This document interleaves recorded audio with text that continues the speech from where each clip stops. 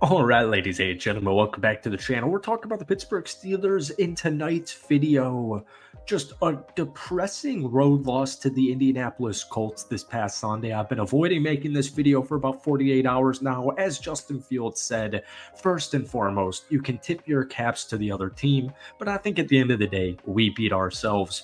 Folks, Justin Fields is playing like a top 10 quarterback in the National Football League right now. They're struggling because they're decimated on the offensive line, which is correlating to pretty much no running, or at least I should say no consistent running production. And Justin Fields in the second half, I mean, they outscored Indianapolis 21-10. It was a game of two halves, and they just shot themselves on the foot, whether it was offensively, defensively, whether it was unfortunate penalties, whether it was unfortunate injuries.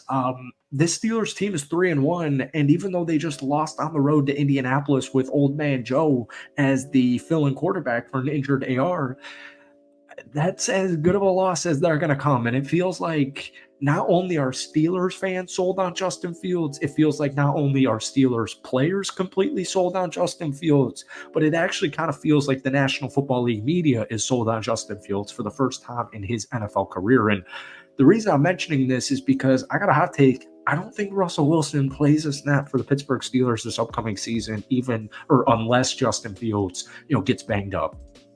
All right. Before we get further into tonight's video, if you guys enjoy it, be sure to hit that like button, hit that sub button for daily NFL content. Steelers fans love and appreciate you guys as always. If we try and get this video to 100 likes, it would mean the absolute world to me. The Steelers are planning to start Justin Fields again versus the Dallas Cowboys this upcoming Sunday night. And I just want to say, 7th in completion percentage, 9th in total touchdowns, 12th in passer rating, only 1 interception, and the Pittsburgh Steelers are 3-1 right now with an incredible defense, all things considered. We'll talk about all this in today's video, so let's just get into Justin Fields. Career high best 70.6% of his passes in the first 4 games of the season. 830 yards, 3 passing touchdowns. He's also carried the ball 38 times for 45 yards and 3 rushing touchdowns. The best part is he's thrown 1 pick, and technically he has fumbled 4 times in 4 games. And I will say, that early fumble in the second half against Indianapolis, stuff like that absolutely cannot happen. But the way they answered, the way they fought back after that, they just united as a team, offensively and defensively, and just fought second after second, possession, play after play, to climb back into this football game. I just feel like Justin Fields has complete control of this locker room here. And if he plays the way he has in the first month of the season, there is no way Russell Wilson gets a start. There just really is no way. And what really ticked me off was the announcers making a comment about Justin Fields throwing and how, they might want to bring in Russell Wilson at one point in that game. But obviously the Steelers lost. Justin Fields played good.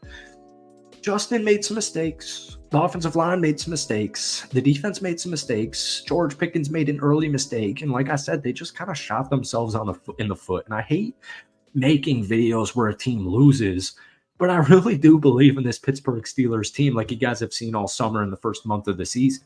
Justin Fields, Sunday afternoon, 300. It's late, man. It's 10 o'clock here in Florida. Sorry. 312 passing yards and a touchdown through the air. He also had 55 rushing yards and 2 more touchdowns on the ground, I should say. They had 3 touchdowns on 3 consecutive series that put Pittsburgh in a one possession game in 3 separate occasions. Now, one big issue that you're seeing right now is just a completely decimated offensive line. Completely decimated. Isaac Seumalo missed his 4th consecutive game. The other guard, right guard, James Daniel, injured his ankle on the first drive. And folks, he's done for the season with a torn Achilles. Get better. Prayers. I just can't believe that this keeps happening to Pittsburgh Steelers offensive linemen. The amount of depth that they actually have, whether it's young or old, it really is extremely impressive. But we'll talk about the offensive line later on. And the reason I want to bring it up is because the run game's just been horrid. Technically, the Pittsburgh Steelers ran 30 times for 122 yards, averaging, a measly 4.1 yard per carry, but it's better than, 2.1 or 3.1. They had 2 rushing touchdowns, like we said, with Justin Fields.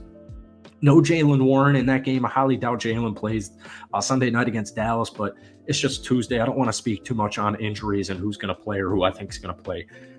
Fields had 10 carries for 55 yards. The Steelers running back room had 67 yards on 20 total carries, averaging a 3.4 yard per carry average. Cordell Patterson, pretty much the reason for that.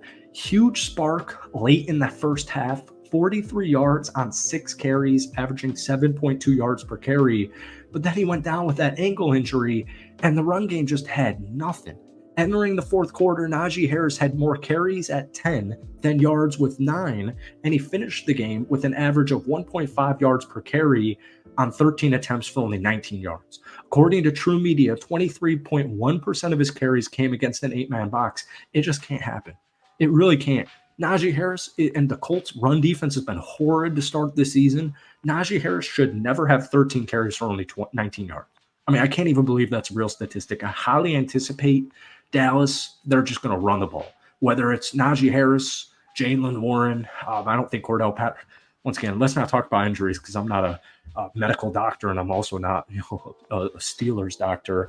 After the game, Colts linebacker Zaire Franklin chirped Harris on Twitter, writing, "Kid is soft, 84 runs harder," which is kind of the reason I'm saying that. I think Najee Harris is about to have an unbelievable game against Dallas on primetime television and Justin Fields.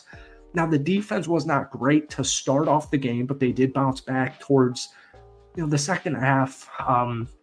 They didn't start well and they didn't close well.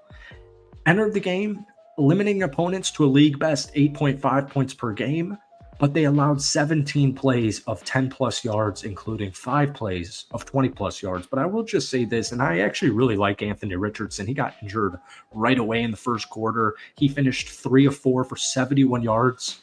Not good if you're the Steelers defense, and I hope Anthony Richardson is A-okay because I think he's must-watch television whenever he's playing.